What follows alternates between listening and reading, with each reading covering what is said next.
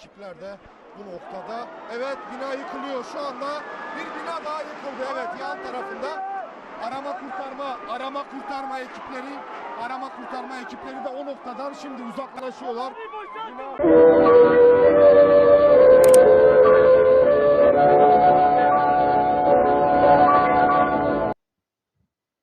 Assalamualaikum, salam bahagia teman-teman. Saya punya satu souvenir kecil dari Turki. Nah, ini. Turkiye, ini saya peroleh ketika saya berkunjung ke Turki pada bulan Juni tahun 2022 yang lalu. Saya berkunjung ke Istanbul dan Ankara. Nah, tapi keadaan Turki sekarang ini berbeda. Turki sedang terkena tragedi gempa bumi yang dahsyat, teman-teman. Keadaan Turki sekarang tentu berbeda dengan ketika saya berkunjung tahun lalu. Sejak ada gempa terjadi 6 Februari yang lalu, itu sudah hampir 3.500 yang meninggal dunia akibat gempa itu. Innalillahi wa inna ilaihi raji'un, kita berduka atas yang terjadi di Turki dan juga di Suriah. Sebagaimana diketahui, teman-teman, Turki itu berada di salah satu zona gempa yang paling aktif di dunia. Tepatnya itu di sesar Anatolia. Nah, karena itu Turki dulu juga ada pernah digoyang gempa yang juga dahsyat. Waktu itu sudah terjadi korban jiwa sebanyak 17.000 orang. Dan itu terjadi pada tahun 1999. Pertanyaannya adalah, mengapa kok terjadi di Turki dan begitu banyak yang meninggal dunia?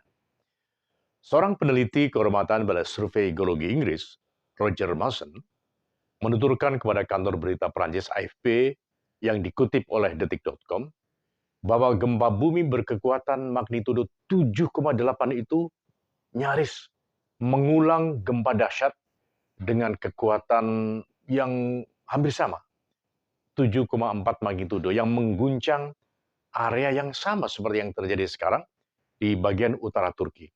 Gempa itu terjadi sudah lama sekali memang, 13 Agustus 1822. Sudah lama sekali. Ahli geologi dari Inggris itu menyebutkan bahwa gempa tahun 1822 itu memicu kerusakan yang luar biasa besar. Seluruh kota hancur dan korban jiwa mencapai puluhan ribu orang. Bahkan gempa susulan pun terjadi hingga setahun kemudian setelah gempa terjadi. Nah, gempa bumi Senin 6 Februari yang lalu itu juga disusul gempa yang lain, tapi tidak seintens yang tahun 1822.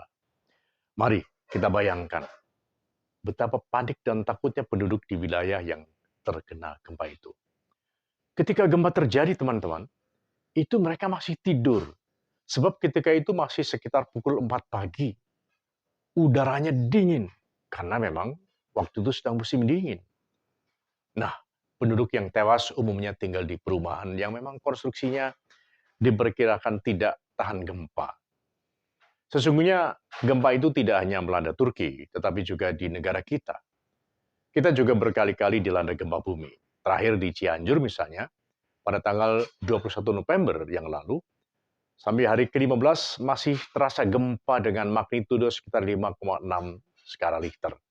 Dan 114.761 jiwa itu mengungsi. Lalu yang meninggal 334 jiwa. Korban yang meninggal dunia di Turki memang sangat jauh lebih banyak dibandingkan dengan yang di Cianjur.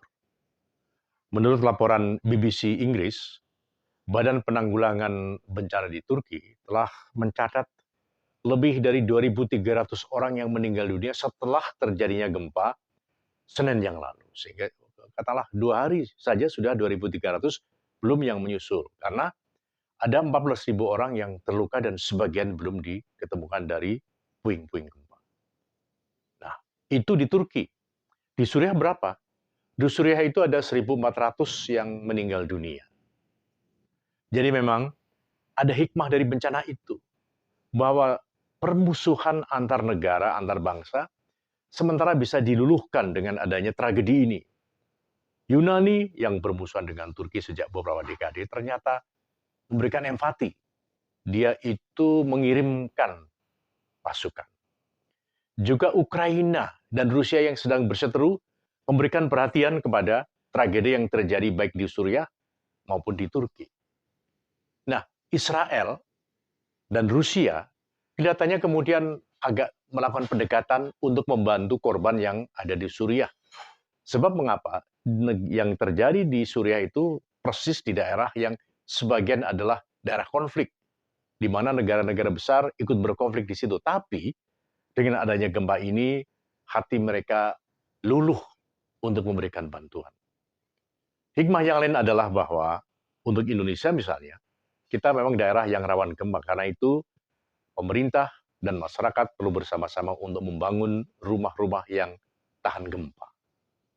Seperti halnya di Jepang. Jadi di Jepang itu di daerah yang jalur gempa mereka membuat rumah-rumah yang tahan gempa. Kita berduka atas tragedi yang terjadi di Turki. Pemerintah kita juga sudah memberikan empati dengan menyampaikan ucapan belasungkawa. Kita pun juga begitu, marilah kita berbelasungkawa atas apa yang terjadi di Turki dan Suriah. Mudah-mudahan mereka tabah, dan bagi yang meninggal dunia diterima di sisi Allah SWT. Dan kita tentu senantiasa mohon pelindungan Allah SWT, dan kita berusaha untuk melaksanakan segala perintahnya dan menjauhi larangan-larangannya sehingga bencana mudah-mudahan terjauhkan dari kita. Demikian teman-teman, kita berduka atas musibah di Turki dan Suriah. Walau alam bisyawab, sampai jumpa lagi di lain sorotan lensa berita Kabul Budiono.